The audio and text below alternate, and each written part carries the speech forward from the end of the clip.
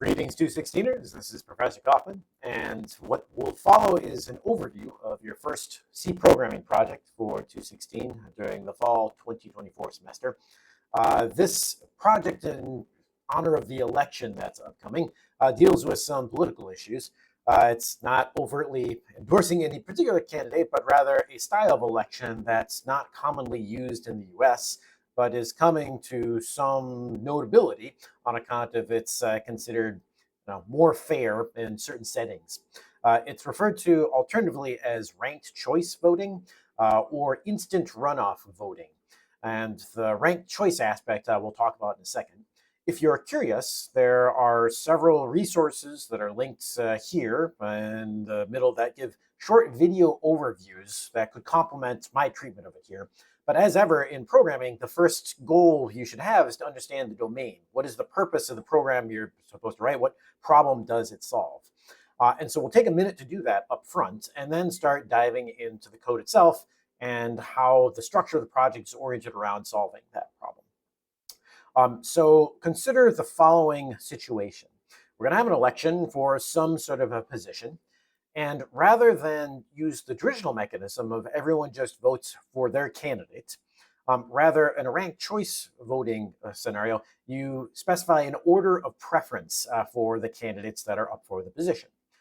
In this imaginary sample election, and I'll refer to it as the sample election, it's the one that's given in the little introduction here, we have four candidates for some sort of a position. They are Francis, Claire, Heather, and Victor. We need to associate some indices with us, and us being CSers, we'll start those indices from 0. This will play nicely into some data structures and arrays that we have. Now, the folks who are actually voting for these candidates will, on their ballots, a little piece of paper where they indicate what their vote is going to count for, specify not just who they want, but rather who they want first, and if they can't have that person, who they want second, and who they want third, and so forth. So a ballot, such as this first ballot that's over here, might be encoded in some way as the ranking of candidates. 0 is preferred, if not 0, 3, if not 3, then 2, and last choice 1. That would indicate an ordering of the candidates by preference for this one ballot of Francis, Victor, Heather, and Claire. Now, the second ballot has a somewhat different ordering. Wants Claire, and then Francis, and then Heather and Victor last of all. Victor being sort of last amongst a lot of these folks here. So you can imagine it's not going to go particularly well for Victor. At any rate, this encoding then indicates, like, if I can't have my first candidate, Claire or Heather, then advance to the next candidate. The algorithm then to determine a winner works in an iterative fashion and a rounds, as it were. So down here is how those rounds would play out. That at the beginning, you'd see that there are no candidates that need to be dropped from the election, but we'll quickly sort of alter that in a second. And the count of votes assigned to each candidate is as follows. There are 4 for Francis. And if you went through here, you'd find 1, 2, 3, 4 folks who want Francis as their candidate. Of the 12 votes, that's 33%. And the votes that are assigned to Francis presently are listed over here. There's a little bit of notation used, and this will be good to grasp now as it will be required as part of the printing that comes in the project. That as you would print out an individual vote, you'd print out the number associated with it. For instance, here's vote number 11. Here's the little array that specifies the candidate order that they prefer this thing's in. And right now, the 0th, or this first spot here, this is highlighted with little angle brackets around it to indicate that the voter here, the vote is assigned to Francis, the 0th one. Since this is the initial round, all of the votes have their very first, their 0th choice here highlighted. So all the folks associated with Francis have the angle brackets around the 0, which should be in the first slot of that set of preferences. Whereas for Claire, the 1 is highlighted here because that was his first choice. Now, looking at this, it's relatively easy for a human observer and for a code to determine that Victor is the low-ranking candidate here. Victor has the minimum number of votes, with only 1 as compared to the other candidates who have more than that. To that end, at the beginning of the next round, Victor gets dumped, or dropped, as it were. That means that this vote right here can no longer be assigned to Victor, and rather has to advance to the next candidate's specified on the ballot. This would be the 0th one, so that would be Francis. That vote then transfers as victors drop up to Francis, so you'll see this first vote that's up here. It's this number 10 vote. It's no longer able to select candidate 3, Victor, and is just assigned to Francis here. That changes things just somewhat, so that Francis now has 5 votes matching Heather. Claire is now the minimum vote candidate, and so Claire's votes will need to be reassigned to other candidates. So at the beginning of the next round, we'll take Claire's votes, reassign them to other folks. Iterating through this list, you see, okay, I can no longer have candidate 1, Claire, so this vote gets reassigned to candidate 0. And over here, likewise here, can't have candidate 1 get assigned to candidate 0. So that means in round 3, the tally, as it is, that summarizes the current election results. There are 7 for Francis, 5 for Heather, and that gives Francis the win with 58% of the vote. There are a couple ways you can specify this, but we'll specify it as, in looking at this now, Heather has the minimum number of votes, and that leaves just a single active candidate, Francis, on here. If we were to go another round, the votes associated with Heather would be reassigned as well, but all the other candidates are dropped, and so Francis would be the clear winner there. There's no point in doing that, and so we'll tout then Francis as the winner of this election. And this is interesting because in the first round, if you were just to take who has the majority, Heather would be the winner. But by virtue of the reassignment that a lot of folks had Francis as their second choice, this leads to Francis being the ultimate winner of the election. Okay, so a couple things to point out here. You can start to see that if we're going to track this, there's going to be some data structures involved, and that'll be among the first things that we address in the overview, is like, what do the data structures look like? You've got to represent data that looks sort of like this, and ironically or unironically, then it's not too hard to arrange some C structs that look exactly like this. So there'll be a vote data structure that tracks something along an ID for the vote, as well as what the order of candidate preferences is, and what the currently selected candidate is. So more or less some C rendition of the data that you see associated with a single vote, and we'll have a whole bunch of votes there on account of there being many votes in such an election. There'll also be a tally data structure, and this table sort of summarizes the results of the tally and encodes in a very real way what you'd expect that structure to need to reflect. Who are the candidates? What are their names? They'll probably be stored in some sort of an array, so there'll be indexes there, but which is not bad for remember. Some summary of how many votes they have, maybe a percent, maybe a status of some sort, but certainly then which votes are actually assigned to them, which would enable then, as a candidate is identified as you've got the minimum, you're about to be dropped, we can iterate through that list over here and reassign them. Now, there are a couple of choices for listy type things. They could be backed by an array or backed by a linked structure. And since all of you have ostensibly had experience with linked lists already and seen how they look in C from a previous lab exercise, linked lists are a good choice in this case. They give a flexibility that allows movement between them fairly efficiently, doesn't waste any memory of needing extra capacity for votes and so forth. And so to that end, the list of votes associated with each candidate will be a linked list there. Okay, I think that gives me a good sort of like overview of the domain there. As you would have doubts, it would be good to resolve those before proceeding.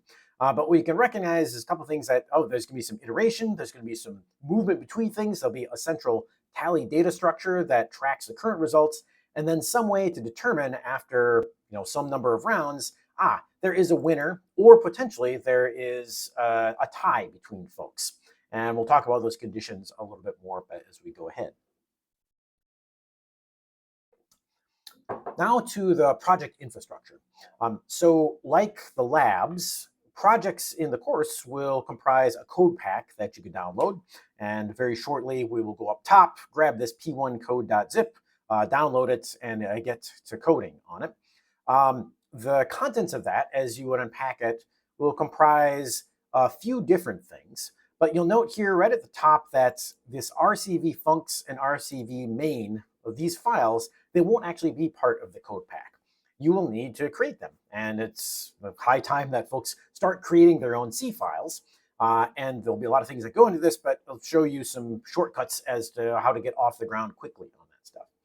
As provided in the code pack, there will be some other files, for instance, a header file, and we'll want to have a take a look at that to see what the C structs to represent votes and tallies look like, and some sample code. For instance, there will be a need to deal with command line arguments, so a little demonstration of how that might look is provided there.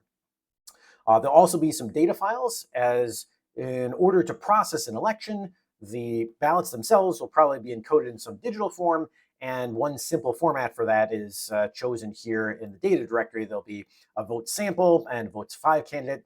This data file vote sample will refer back to often. It encodes the stuff that's up here in a textual format that your C programmer will eventually read in order to run an election based on that. But there are a lot of other examples, many of which are used in the test cases that are provided for this. Aside from those files, there are a bunch of things that are related to testing.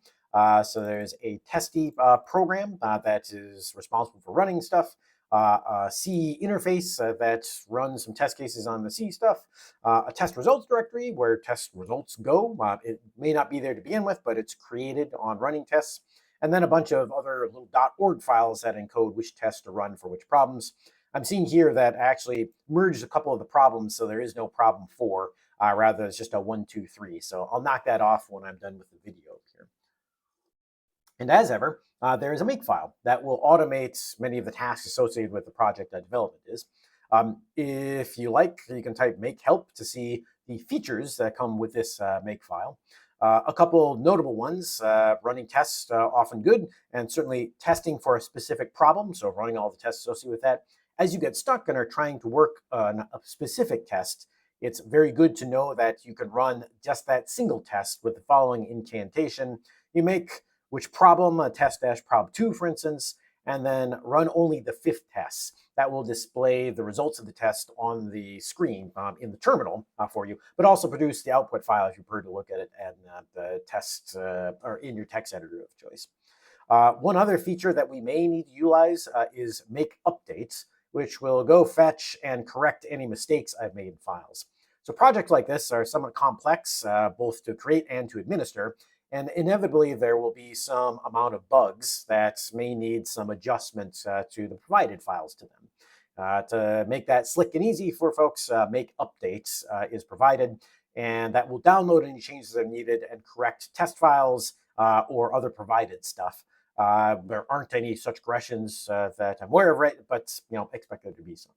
So a typical development cycle is going to be something about like, oh, make prob2, make clean, make test prob1, etc. Things along these lines, which you should be acquainted with at this stage based on your lab work, but will be somewhat more intense and complex than in this project setting. Speaking of intensity and complexity, I should have mentioned straight up that there are some policy differences between this project and the other coursework that you've been up to so far. Labs and homeworks, as we've done them in the course so far, they are meant to be low stakes learning exercises. And so collaboration between you and your colleagues in the class is encouraged. It's fine to submit lab work as a group. It's fine to talk over questions on homeworks and so forth to get the right answers. The point there is to learn and then get feedback on that learning quickly so you can correct any misconceptions you have. Projects are where you're to build your individual capabilities more so. So they are individual work and no collaboration with other students is allowed. Now, there is a notion of fair collaboration, so talking at a high level with other students about, hey, have you gotten to the file input thing yet? It's like, no, I haven't got there. Oh man, it's really difficult. Like, just be aware that you'll want to look at some of the examples to get oriented on that, or make sure to check for the end of file as a review. That kind of banter is totally expected and fine. It's not going to land you in any hot water. What may land you in hot water is if you, quote, study together, end quote, which is, I don't know, code word for we sit right next to each other. And very often I look over at the code that you are writing and take some lines of that and plop it down in my program. And conversely, you look over at my code and take some lines I've written and put it in your program. At the end of the day, I will run some plagiarism detection, and in all likelihood, folks who study together in that way will have shared so much code that despite their assertions they worked on it all individually, their code will be very similar.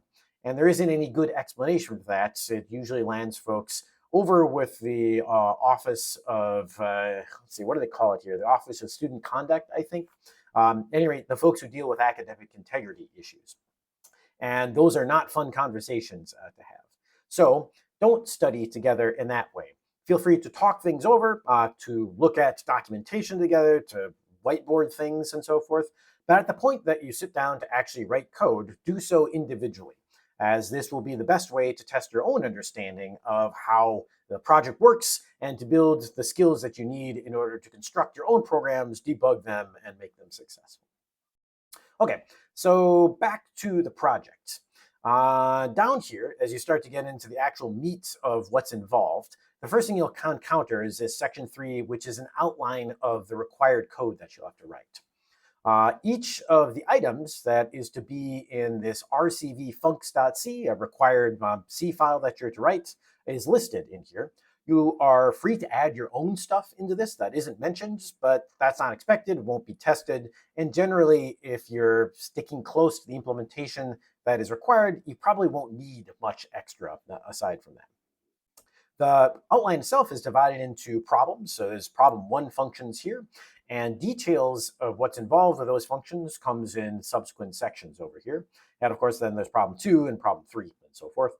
So as we scan down, all you'll see here are function prototypes, as in there should be a function named vote next candidates. It takes the following arguments, and there's documentation in the commentary here as to what exactly that function is supposed to do. This doesn't reveal much by way of implementation details because that's your deal. You are to sort of figure that stuff out on your own with some assistance, of course, of the docs that are here, with the documentation that's in the project spec, and the assistance of staff members have when you get help, when you need that help at any rate. So all of the functions, save one, will be in this RCV funcs.c file. We'll look at the project header in a second to get acquainted with the data structures. The sole exception to this is at the very end, there's a mention down here of a main function, which will need to be in the RCV main file. And this gives an entry point then to actually run the program on data files that are over there. Let's get oriented just a little bit with that. To that end, this outline serves as a great starting point for implementing that RCV funcs.c file. I'm going to zip back up to the top of the project spec here and grab the link associated with this P1 code here. Now, your setup will probably involve VS Code or something akin to that, and logging into Grace and so forth. I have, at a minimum, a terminal over here in my little 216 sync directory. So I'm going to use a wget to download this P1 code stuff over here to my terminal. When I do a listing, it's there. If I look at the files, I've got a P1 code.zip, and I'll want to unzip that file then so that I can poke around and see what's in there. You can see there's a whole bunch of stuff that's how it gets unzipped, and I can see I forgot to. I have a few tilde files here, which are backup files, but no matter on that. Oh, and some old stuff. I should probably get rid of that. I don't need any of the old data files, so I'll spare you that part. But anyway, if I jump into the directory here, you'll see sort of very basic layout. The files that were mentioned are present, save the ones that should be omitted. Test scripts, the make file, the header file, and the command line args.c. If you were at this stage to change into that directory, here's P1 code, and do something like make test prob1, you're likely to encounter the following error, that there's no file name rcvfuncs.c needed to compile before running those tests. And that's on account, as indicated in the data, the project manifest here, you're actually supposed to create that file. And so let's do so. Depending on your platform, there might be some button that you click in order to say make a new file in this directory, or something along those lines, or maybe you right click and make it. In my case, it's the esoteric invocation like find a file. I'll call this one rcvfuncs.c. Now I've got a spot where I can start plopping things down. There's a lot to remember by way of the functions that are in there, but we don't necessarily have to, but instead, just come down to this outline. I'll punch it right here. and copy and paste. So I want to get that first slash here. Come all the way down like, yeah, that's here. Give this a copy. And then over here, a paste in and save it. So now, as I would refresh my director view, you'll see there's an RCV function that's in there. It's not going to do me much good yet, and we'll talk about why in a second, because as I would run this thing, then I'll get a whole litany of like, there are supposed to be some functions in here that are not in there. And if I scroll all the way back up to the top here, right here, you can see, hey, there's no vote make empty. There's no vote print present. There is no vote other things. These functions were promised to be there, but they're not actually present. If you look at the content of this, you'd be like, well, hold on just a second there, brother, because there's a vote print right here. This isn't actually a function, though. It's a declaration that there will be such a function, otherwise referred to as a prototype. It doesn't actually have a body for the function to do anything. That, however, is easily corrected. This is a void function, and that means it doesn't need to do anything. So if I just plop down the following, or if I want to be more explicit, like return right here, this is now a totally legit function that can be called. It does nothing, and so will obviously fail test cases associated with it, but the tests can be compiled and can be run now, at least those that involve vote print. Now, the testing setup is such that you need to have all the functions that are required present in here. So our first step is just to zip through and do similar things over here to all of these. Now, I can't just return on this function because it's promised to return an integer, but I'll just return 0 instead. That seems totally fine, legit. Might return something else, 1 or 158 or -1 or something like that. It doesn't matter too much because right now we're just trying to get those function bodies filled in order to be able to compile and run the test cases. Another void function, so I'll leave that one as is. Down here, another void function. Noticing a lot of those, a lot of mutators in this. Let's see, come down here to tally condition. That's supposed to return an int, so I'll return a 0. Make empty. This one has to return a pointer to a vote. So I plop down a return null instead there. Tally free, it's a void function, doesn't need anything. Empty body. Add vote, doesn't need anything, so we'll leave an empty body. Print votes, a void function again. Man, I didn't realize how many void functions I used in this project. Probably not the greatest, but it's a very mutative, imperative style program. So that'll become apparent as we go through. Let's see, is that here? Okay, and then I'm going to start searching for things that I know. This one, again, returns a pointer to something. So I'll return a null, which is a valid pointer value. And is always fine. And main is in a different file, so there's no need to do anything with the prototype right here. Okay, all function bodies then established. Let's come back over to the shell, and let's try to do that make test prob 1 again. And what do you know? Hey, it compiles, but obviously it produces all incorrect results over here on account of the functions don't actually do anything. Cool. So that gets us off the ground and would allow you then to dive right in and start trying to solve problems. For instance, you could look at the documentation associated with this vote print. That's part of the outline here and try to make heads or tails of it. Before we do that and try to fill any body in, it will be a good idea to get some sense further of the data structures that are involved in this. For instance, there's a mention of a vote T over here. Certainly not a type that is built into the C language. Rather, this is a data type that's been derived specifically for this project. And it's extremely common for any program to derive some data types that will be suitable to the domain that they're working in and make operating on that domain somewhat more convenient. So if you hadn't heard, in most cases, C programs will have .h or header files that declare these things. For instance, your first lab, actually your first lab didn't have, with your second lab on the linked list application had like a list.h file, and the node types and list types were defined in there, as well as listing a bunch of the functions that were supposed to exist, so that when there are multiple C files that need to know about those functions, they can all agree upon both the data types and the existence of those functions along with the prototypes. The lab for this week deals with a treasure map, and similarly, there is a header file that has data types in it. So rcv.h, short for ranked choice voting, is the header file that contains the data types for this project. It contains some other things too, but we'll focus our attention first on these two data types here, which are central to the project. The vote-t data structure and the tally data structure. Now, like the nodes that we'd seen in a previous lab, the list nodes that we've seen before, votes contain some data, but they'll also comprise a linked list, and so they'll contain a next pointer in them. C, being an old and crusty language, it didn't have a great way to specify this in its original inception, and everyone has just sort of moved on and used old ways to do that. So there's this slight awkwardness where as you declare a new type, this vote-t over here, there's a necessity to give it a second name, vote node, that's used in the definition to say, I contain a pointer to another of myself, like another vote that's out there.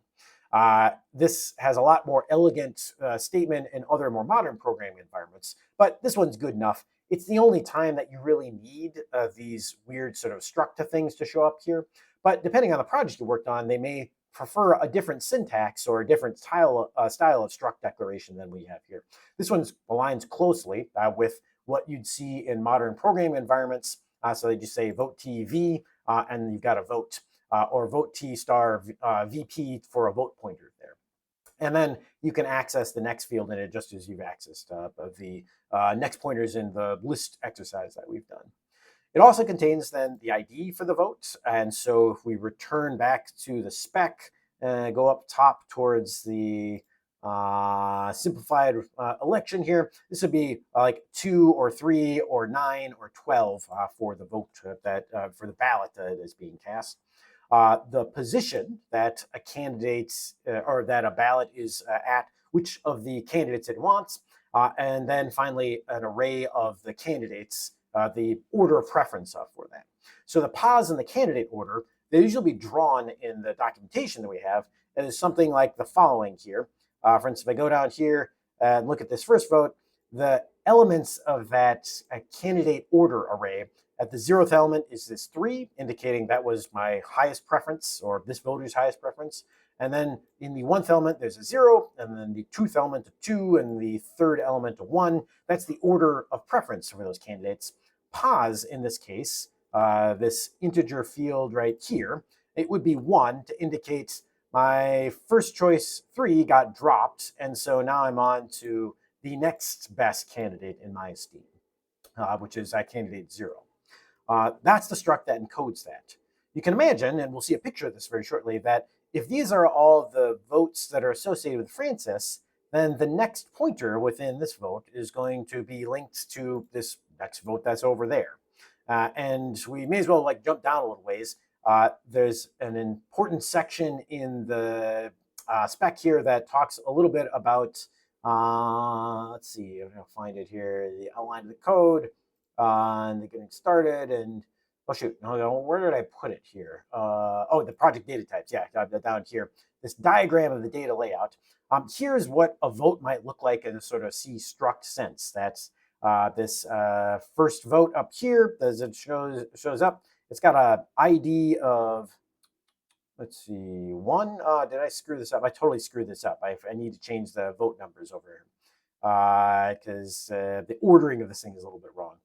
Oh, dude. Oh, man, I really flubbed the whole like ID numbers. I didn't bother to change these. They're all 1s over here. Okay, well, I got to fix that. Well, anyway, there's a vote that's pointed to over here.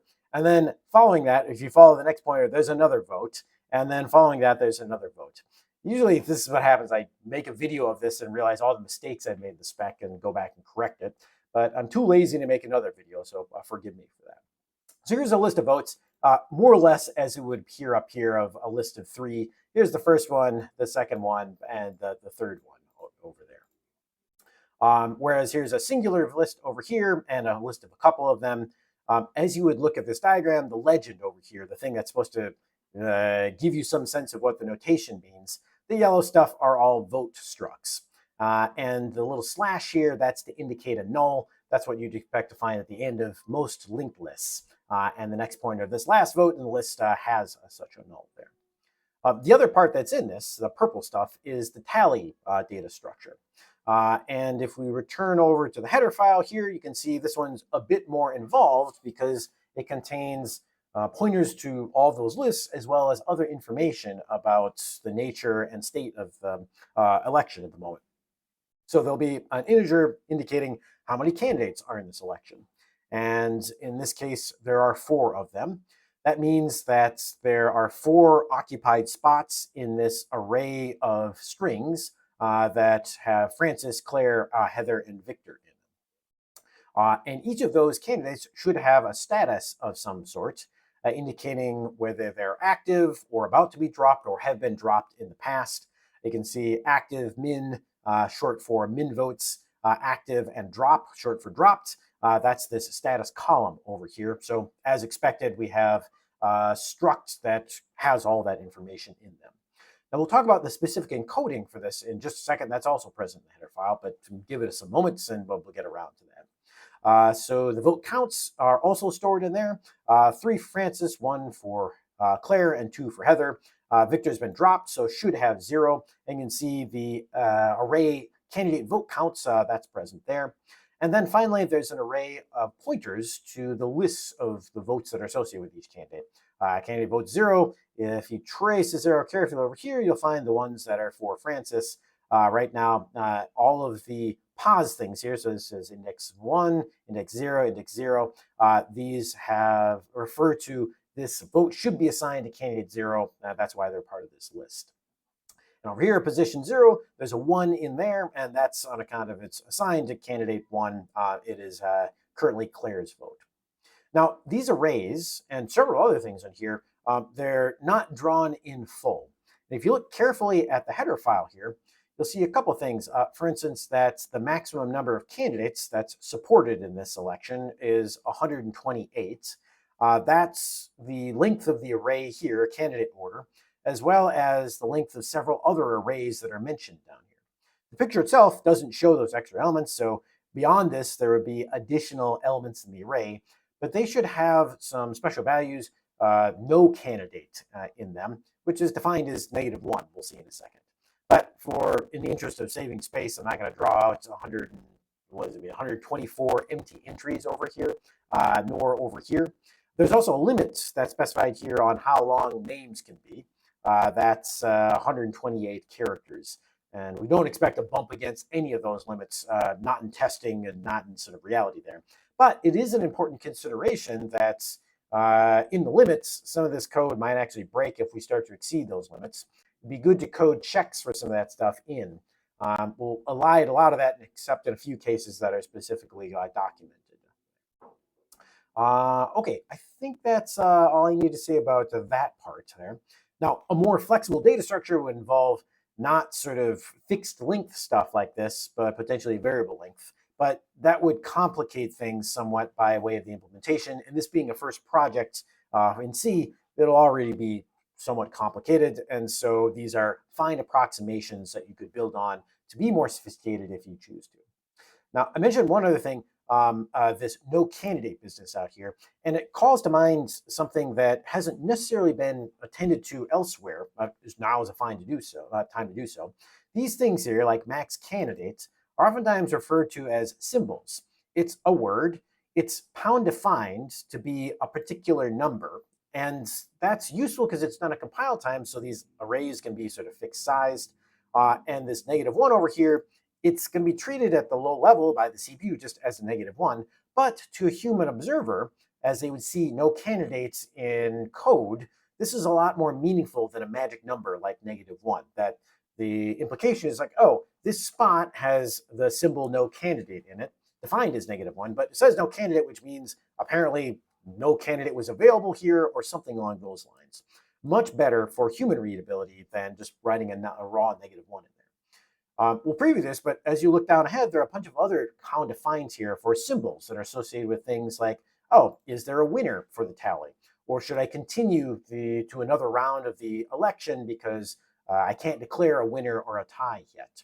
There are also some constants that are defined, some symbols associated with the status of candidates. So you'll see over here, active, min, active, drop. What you actually want to write in code are things like candidate active or canned active, canned min votes, canned dropped, and so forth. These, again, are just distinct integers, but are a lot more meaningful to human reader as they would see it in code than, here, set this status to 2. Well, that certainly doesn't convey as much information to me as a reader than min votes would. It's like, oh, I see why you're doing that. It's because you've calculated this person has the fewest votes, and so is likely to get dropped later on. Make sure to become aware of these different symbolic constants. They're mentioned in the documentation strings scattered throughout that code outline, and it will be a style requirement to use them. You can functionally write 3 in a lot of cases for this stuff, but when we do a manual code review of your submission, you'll lose style points if you fail to honor the presence of these, as later on, someone might decide, hey, actually, we need some other kinds of statuses for candidates, so we're going to reassign this 2 to be something else. And folks who used a fixed 2 will have their code break at that point, and folks who honor the symbolic version of it and made use of that will be impervious to that. Turns out lots of things are pound defined in that way. For instance, a lot of one of the standard C header files probably defines null as 0x0 or just plain 0 over there. That's probably in like the, let's see, standardlib.h or something like that, wherever it brings in malloc, but I don't actually remember right now. I should mention as well, this header file brings in a bunch of the other stuff that is required, like standard IO and string.h and so forth. So there's no need to pound include those header files in your own code. They'll be brought in when this header file is included. And generally, that's a nice way to wrap this up, although opinions vary as to whether it's good to plop them down all down in a single header or not. Okay. We spent some time with this picture and the relation of this table to this picture. And I think I'm approaching the limit of time that I want to spend on this. Instead, let me just take you through a few different sort of tour of the rest of the specification. For instance, there's discussion here of those data types and so forth, and then some tips and tricks based on how to, or centering around how to print and otherwise manipulate votes. So these are the first 2 functions to be written. Here's vote print and a bunch of hints about what to do it. For instance, you'll be using printf certainly, but did you know that if you have an ID that is 17, you can use a certain format specifier that would print it out in the following format? Just to give you a little bit hint, if you made it this far into the video, you might use something like the following.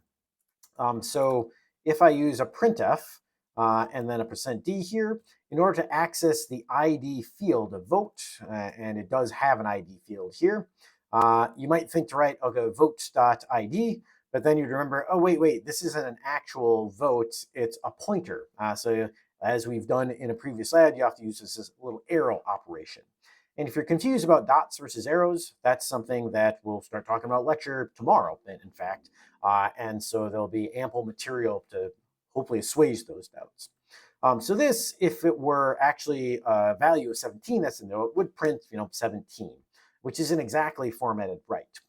You might go out and discover that, like, you can actually make this thing, we'll print 17 that looks like this. You can add some spacing there, and according to the documentation, if you read this one right, this should be 4 wide and be preceded by a little hash symbol there. So I'll put the hash in. There's nothing special about that. It's just a character there. And if you research the documentation on printf, it can actually take a 4 here to specify print this number in a width of 4, padding it with spaces in front if it's not 4 wide already. So that would print something out that looks sort of like this, where the digits of the number are only 2 wide.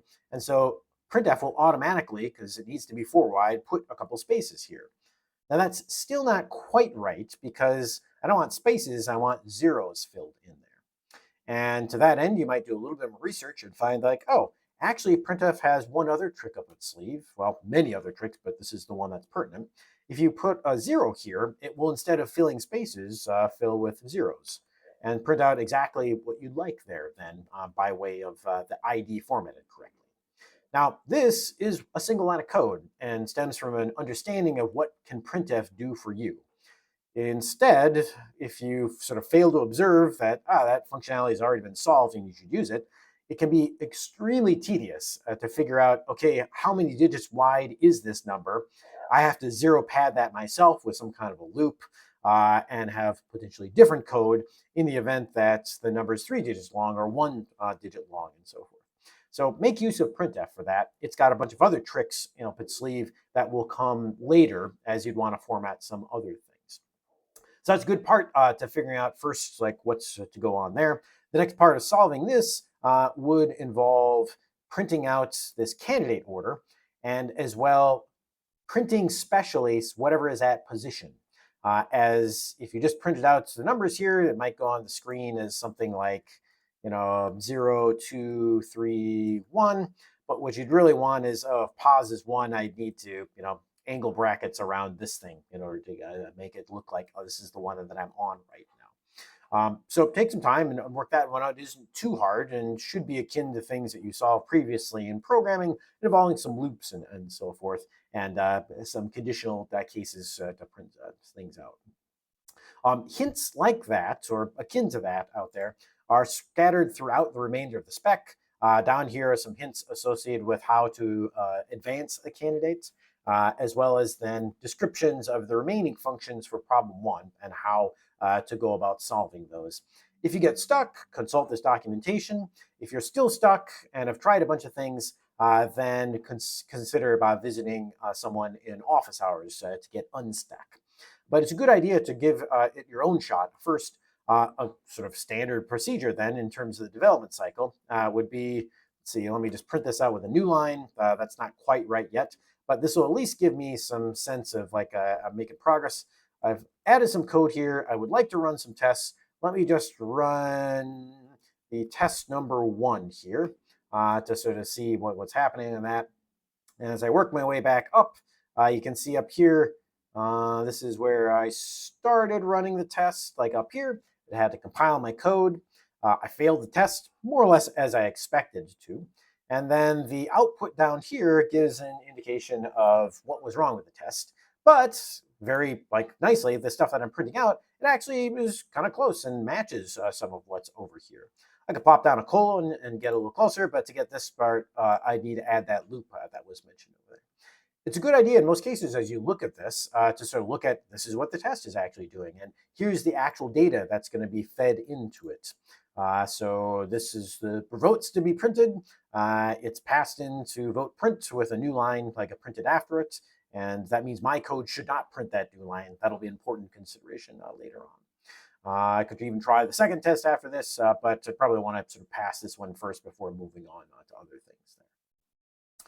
At the end of each of the problem sections, if you scroll down a little ways, there is grading criteria. And this is split into 2 parts. Each of the problems has some automated tests associated with it. So for instance, we observed, back up just a little bit, for problem 1, there are 15 tests. They're spread across the different functions that you're to write. I can't say that they're exhaustive, but they should be fairly representative. And you get full credit if you pass all of those tests. 1 point per test. So if you fail a couple, then you'll lose credit. It's a good idea to take these problems in order because later on, you're very likely to use the vote print function, the vote next candidate function in later functions. They stack on each other. Now, aside from the automated tests, there's also manual inspection criteria. And the problems are laid out so that there's 15 points for these automated tests, but there's also 15 points for various things that humans will check for. For instance, there's mention of style here. Now, there's no particular style guide that is enforced at this point in the course. We may pick a specific one later on. But good indentation, like, don't have your code left aligned and followed by a line that's 6 spaces in, followed by some code that's 3 spaces in. This just makes it so much more readable for a human observer as they're reading through, and someone is going to and will ding you if you have crummy indentation. It's really bad they might take away all 5 style points for that. So just be careful. Most code editors have the ability to automatically indent code. Now, I'm an Emacs man myself, and that means it's a slightly esoteric like invocation. But in a lot of cases, if you have code that looks, something like this, Emacs doesn't even want to like indent it badly there. If one, then do something, here, something like that. But if your code looks janky like this, then I would deduct almost all 5 style points just for this thing. However, to fix that, it's as easy as like highlight it and find some menu option or some keystroke, and like voila, it's indented again. Modern editors are amazing, and so it will spare you the need to press tab and backspace and space a bunch in order to line things up if you can figure out how to make use of your editor's capabilities to indent like that. So there's no excuse for bad indentation. Just don't do it, brother. Other style things to make, I mentioned before that there are certain symbols like no candidate and candidate active and so forth. Those will come up in here. And as soon as like printing out the table of stuff, you have to figure out, is this an active candidate? Then it should print an A. Is this a drop candidate? Then it should print a D. Use those symbolic constants for that, or lose style points. It's very easy to do. So make sure to abide by that. In most cases, it's not complex code, so nesting depth of how deep in should this kind of stuff be, like here is too deep right now, while X do something. So this is now within the function. That doesn't count because just about everything has to be within a function. So this is 1 deep for being a conditional, 2 deep for being in a loop that's within a conditional. And I'd maybe allow for 1 more layer, but even that's pushing it. I don't think any of my code that did that. So 3 deep should be enough. Generally speaking, if you're going 4 or 5 or 6 levels deep, something's gone wrong, and you want to rethink the logic of your code to either avoid that eventuality or to merge some things together. And that goes for the next bit of style point, that you avoid redundancies. Code where it looks like, okay, if this is true, do X, Y, Z, and W. And if it's false, instead do X, Y, Z, and Q instead. X, Y, Z are shared between those 2 cases and should be therefore done unconditionally. So put them outside of the condition and only do the unique things in the condition that's needed there. So if you find yourself copying and pasting a lot, then rethink and redo there. Style points will be lost for such things. This general rigmarole then of project description of functions to implement, tips on those, and then grading criteria for them repeats for problems 2, and then if you go a little further down, problems 3. I would warn folks that problem 3 is probably the most difficult part. It deals with utilizing several of the previous functions, doing file I/O to read the votes files in, and so allot yourself a fair amount of time to handle that part. With the other part of problem 3 being to finish out the main function. So make sure to start early. That will be more likely for you to end happy. That's what all past students have said about almost all projects in this course.